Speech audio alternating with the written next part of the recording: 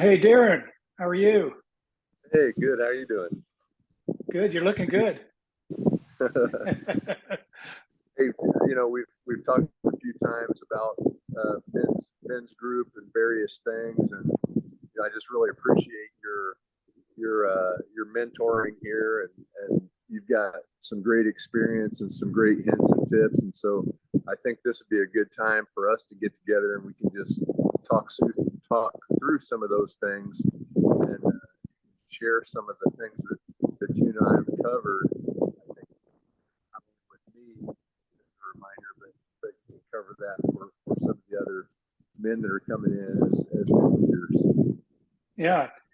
Well, first of all, thanks for thinking of that, Darren. I think having the time to maybe I could just train you, and then whatever I train you, this could be a video that could be then shared with other guys to as Sure. they're coming in, and this can be cascaded out to other guys as we're also looking at a bunch of new leaders coming in, probably asking some of the same questions you're asking. All right, I'm a new leader, and what are the basic principles, guidelines, and best practices that we could not only equip you, but then the guys are coming in new. Now, some guys have probably already led a few times, but this could also be like a good refresher, reminder. Anytime we do a launch of a new authentic manhood, it'd be good to just always have these tips and guidelines always present before we jump into another module. But no, thank you. So I know, Darren, you're outside. I probably get a little wind noise. So, but I'll go ahead and just jump in and just start covering some of the things that you and I've discussed. And so, one of the things I want to do, let me just see if I can share my screen real quick, because I did put together a PowerPoint slide, believe it or not, making this very professional. So, let me see if I can have technology work for us here. So, uh,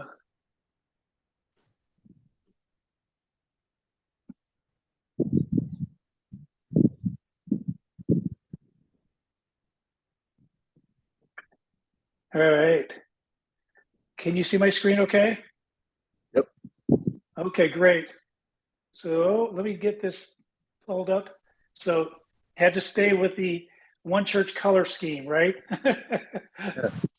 So we do have an agenda. We're doing this very professionally. So I thought it would be good, Darren, if we just covered, let's say, what is it that we're looking to accomplish with the leaders' roles and responsibilities? Because I've had a few guys ask me questions like, okay, well, what do I need to do? What should I be thinking about?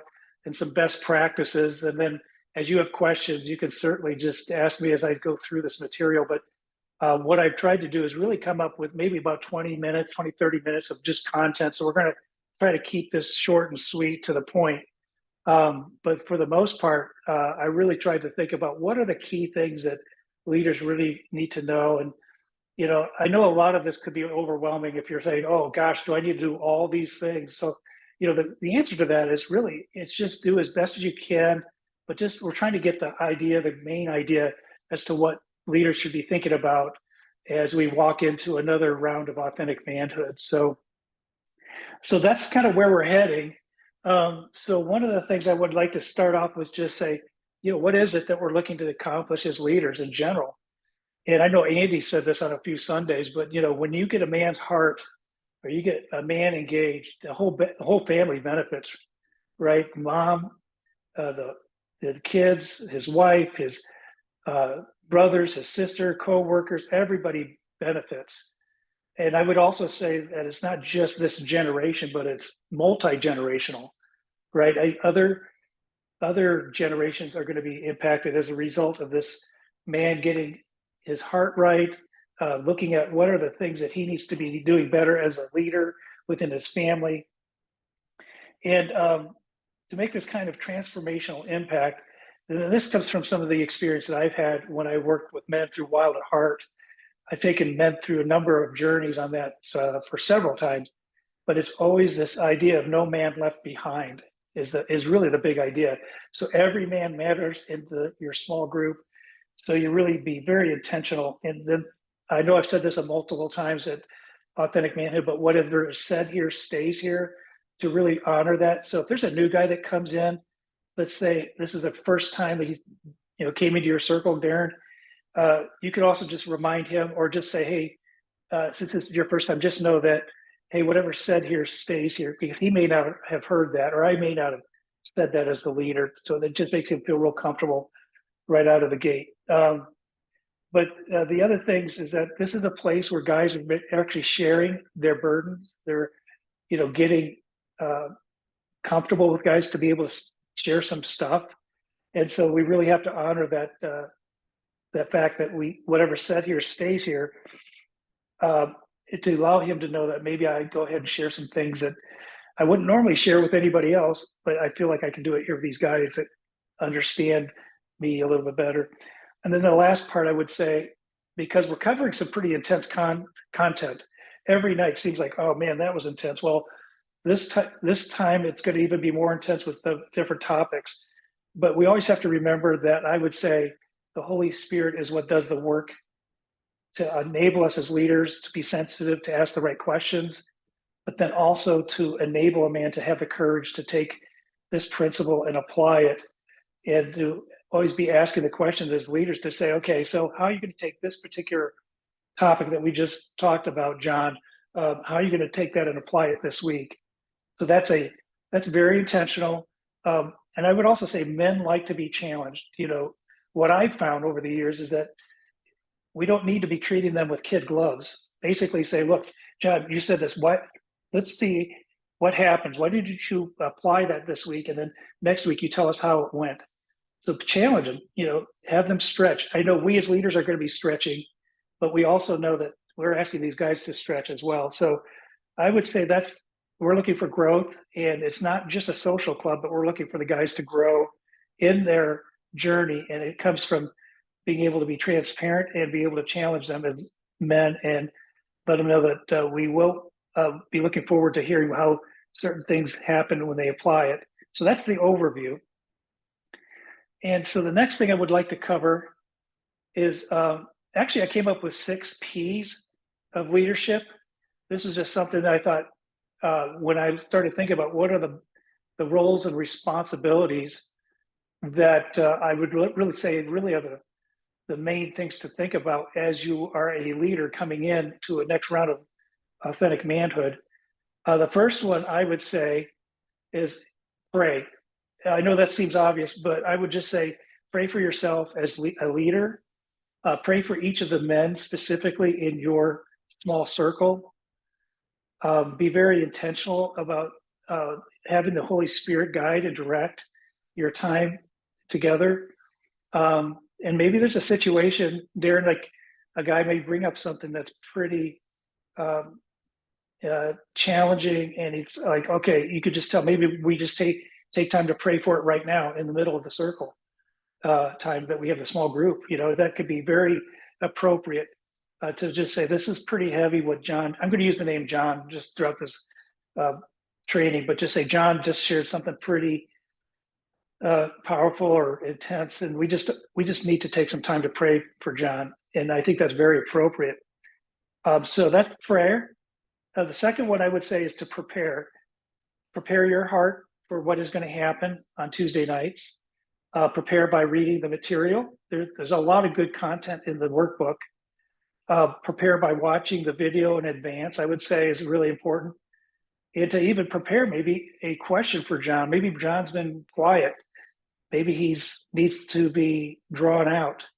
And so you come to that particular Tuesday, say, what kind of question could I ask John to get him to draw him out and maybe have him be a little bit more participant of this within this journey. So preparing in all sorts of ways. So come prepared.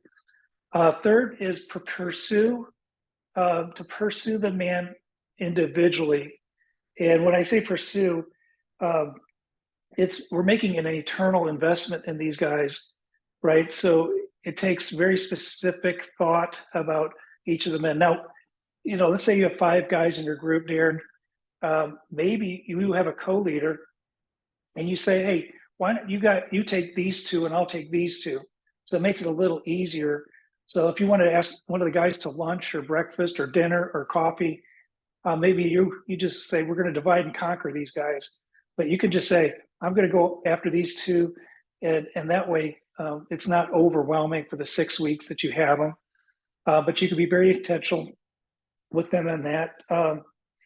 And the other thing I would say is just to know that every man has a story, to really listen and to pursue them with a sense of like, I'm really looking to understand a little bit more about your story. And maybe you're connecting dots. There's a dot that, he said something of week 1, and then week 3, you said, you're really kind of be intentional to really listen to understand what's happening within that man's life while you have him for those 6 weeks. Then the next one I would say is to provide a safe place. I think I've already talked about that. What's said here stays here. But maybe the guy has missed a particular week. Again, if you're dividing and conquering and you're saying, I've got these 2 guys, let's say one of your guys, Darrin, missed. You call them up and say, hey, I see that you missed. We missed you guys. Or, would you like to try to make it up? Or you maybe get to, find a time where you go to his place to go make up the content, because I don't ever want the guy to not have the benefit of having that conversation that comes with watching the video and then being able to talk about it. So providing the opportunity for them to be able to have further discussion if they've missed a session. And then provide, I would say, even if we do an extracurricular event, maybe we do it as a group, but maybe you guys do something specific for your circle. Just say, hey, let's go to a movie, or we're going to have a cookout, or you guys could certainly do something for your group during those 6 weeks that is just for your group. So provide opportunities for that as you think about that. Maybe there's a common theme. Everybody likes fishing. So that could be something just to think, provide opportunities. The fifth one is personalize. And when I say personalize, I think one of the things I've seen that really works well is when you, as a leader, are able to personalize whatever the topic is and say, here's how this played out in my life. As you become transparent with the guys, they will have the courage then to be transparent themselves. But that comes from modeling transparency from you being the leader to say, hey, this was a situation that it doesn't have to be even successful. It could be something like, I totally messed up. I didn't handle this well, but I see where I need to work and I need to improve in this particular area. That's okay. You don't have to be the one to say, I got it all figured out. As a matter of fact, when you say that I don't have it figured out, that just makes everybody feel more comfortable, right? So to personalize, to think about how does that impact you as a leader? And you may not want to share your story until like midway through the circle discussion, maybe even at the end, because you always want to give everybody a chance to talk first, and then save your story for maybe later. And the last one is the pastoral heart. This is one that I think is really important. And I bring this one up because I think as a pastor pursues the congregation with, just, hey, how can I help you? I see you have a need. This is the same way I would love to have our leaders look at the group and just say, hey, this is your flock for the next 6 weeks. You're the shepherd of this flock. And if a need comes up, something that, let's say it's financial, or maybe it's emotional, maybe it's relational, there's a number of things. Not that you're supposed to meet the need, but you just to be able to say, how can we either pray for, or how do we maybe get you connected with, or how do we make sure that we are intentionally going after them and being able to help meet the needs as best as we can.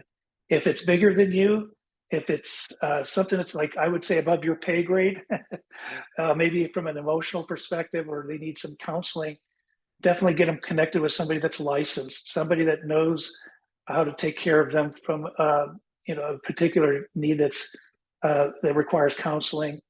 And if you have a challenge that comes up, then you could certainly reach out to the leadership team. Obviously still honoring that what's said here stays here, but sometimes there's a challenge that comes up that you may need to engage the leadership team for that. But so anyway, that's the 6 P's: prepare, pray, pursue, provide, personalize, and pastoral heart. So any thoughts or questions about that?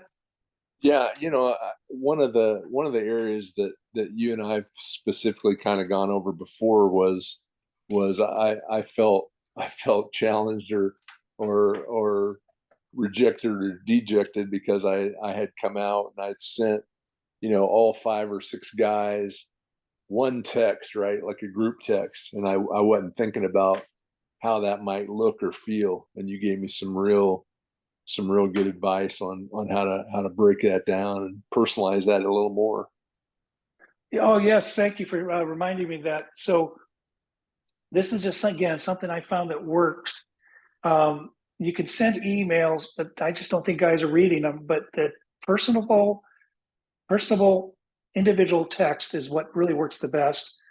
Um, and if you send a group text, I just don't think guys are looking to respond to those. I just know that the individual texts mean a lot, and some thought. Now, the guy might even just say, "Hey, I can't make it some night uh, because I have a family function or something that came up." And then, but you're learning a little bit about that guy when he even sends a response back and say, "Oh," or maybe he said, I just injured myself," and like, "Oh my gosh, what? How'd you do that?" I mean, all these little details matter as you're individually texting these guys about what's happening in their life. So, yes, great point. Another big light bulb moment for me was when you kind of brought it around. And you said, leverage your co-leader a little bit, right? So I mean, if you're struggling to make contact with a guy, maybe your co-leader can, or maybe another leader in another group has a different kind of relationship with that person. Maybe, maybe they could do that.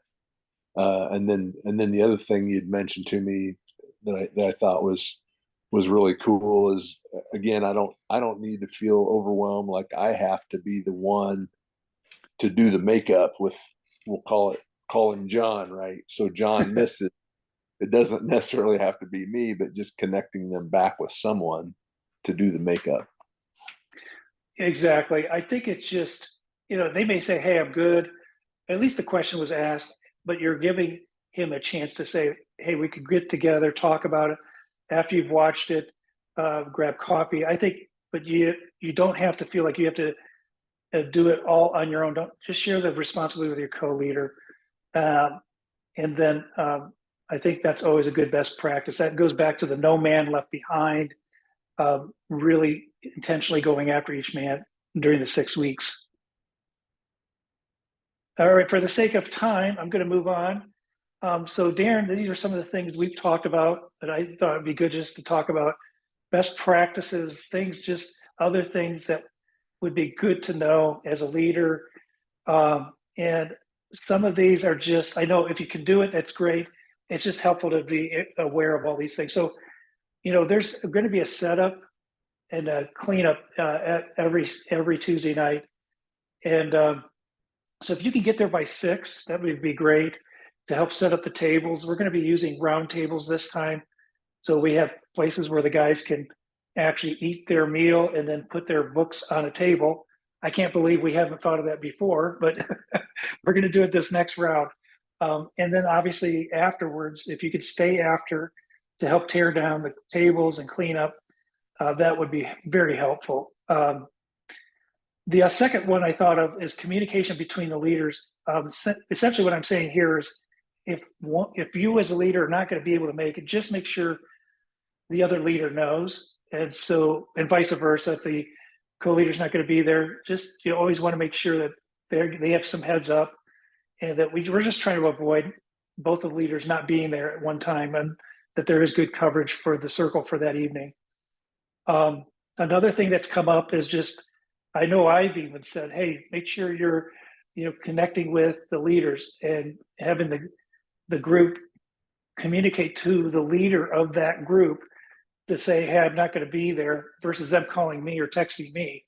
I would like to make sure that the people in your circle are connecting with the leaders. And so with that, you would need everybody's contact information.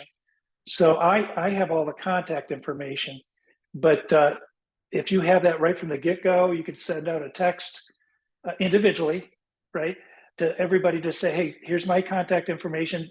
I'll send that out to you. I'll get that to you after tonight, the first session, and then you have that ability to communicate between all the guys, right? And then the other thing, and I touched on this a little bit already, but when challenges come up, I think just it's good to know that you have resources that myself, Darrin, Kevin, and Phil are the leaders for the Authentic Manhood men's circles. So any one of us, you can pull aside and say, hey, I had something that came up. I'd just love to get your thoughts, maybe help give you some ideas and strategies of how to navigate something that might have been a little bit of a challenge. Another thing is extracurricular events, right? So the big thing is just always be in the know as to, let's say it's a fishing trip or it's a bowling night or it's a barbecue, whatever the details, just make sure you know what all the details are so the guys know that where to go, if there's any costs, what to bring, all those fun things. So just to be in the know. Hey, Darrin, maybe you could talk a little bit about this band and social media right now. I think you know this as good as I would do. So why don't you share a little bit about band and social media? Yeah, I think some of the things that you and I are learning, we're not social media experts for by any stretch, but even in band, we're learning how to do some things. Some of the features that it has are pretty cool. We're able to go in there and put in, like for that fishing trip, we're able to go in and put in a poll Right, where see what night works, what elements guys are interested in. But I think from a leadership perspective, we really want to be sure that the leadership is going in and using the RSVP features, like we had the recent cookout for the men, and we kept asking the question, and it's really cool because we've got 45 guys or more in right, band, but you only really had a handful of guys that said, yeah, I can make the cookout, or no, I can't make the cookout. But it's really helpful if we could get everyone to own up, right? Either say, yeah, I can make it, or no, I can't, because from a planning perspective, that really helps to know how many guys we're going to feed, right? How many guys are going to show up? We want to be sure that we have enough chairs. We want to be sure that we have enough fishing poles. We want to have the right amount of tackle. But just from a planning perspective, but then also from a leadership perspective, we want to be sure that the leaders are sending the right message. And so if we've got the leader and the co-leader that are going in, and at least they're RSVPing and saying, yeah, I can attend, or no, I can't attend, then we're sending the right message to the rest of the fellows in our circle, right? And then yes, the thing is, like in the Facebook world, the same type of thing. We have a very safe space. It's a private space within Facebook that we can go in and we can share information, but we want the leadership to go in and share things there.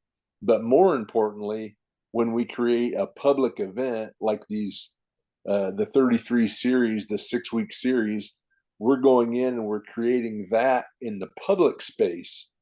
And so once again, if we can get the guys to go in and say, hey, I'm going to attend, or hey, I like this event, or hey, I can do a comment.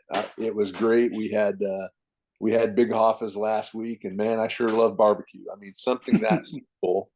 Uh, if we can get the leadership to do that, and then that sets the right example for the other guys to go in and do that same thing. What can happen is if we had, imagine if we had 40 guys that were saying, hey, I'm excited about the first of the 6-week series for session 3, and we're going to have Fazoli's that night, and man, I really love some chicken Alfredo or whatever. Then the people that they connect with, their friends and their family members, will Right. see the post. So one guy is potentially impacting hundreds of other people. So they can Yeah. see. I've had my aunts and uncles and cousins all say, "Wow, it looks like you guys are really having some good things going on there." And it's just me posting or me sharing. But Right. if guys would do something as simple as give it a like or a comment, that could be life changing, and it's an evangelistic tool where you're letting other people in your sphere of influence know that, hey, you're Mhm. attending this men's study, and not only are you attending, but it's open to the public. And we'd like to have, if you're a man and Yeah. you're interested in some free Big Hoffa's barbecue, we'd love to have you. So yeah, that's really good. We are leveraging technology to get the word out, liking, sharing, the importance of being able to say, yes, I'm a coming. One thing I would say is it helps us to predetermine how much food to buy, right? So any type of event, please indicate yes or I no, I'm not going. If it's a maybe, then great, do a maybe, but that really helps us so we can not be dinging you and trying to figure out these guys who's coming and who's not. So and then I would just say right now media is making sure that every guy knows how to access right now media with the username password so that they can actually watch the video. Maybe they're on vacation, maybe they won't be able to have discussion time and they just really need to just watch the video to stay current with, or maybe they want to go back and watch the videos from the last module, right? There's some guys at last round, they said, if I can get the access to the right now media, I want to get caught up. They want to watch, module 1 and module 2 to get to kind of where we're at with module 3. And then I would also say any guy can jump in at any time. So, that sometimes I think that's a concern. Some guys are like, oh, you guys are in week 4. I don't want to come in week 4. It's okay. It's absolutely okay.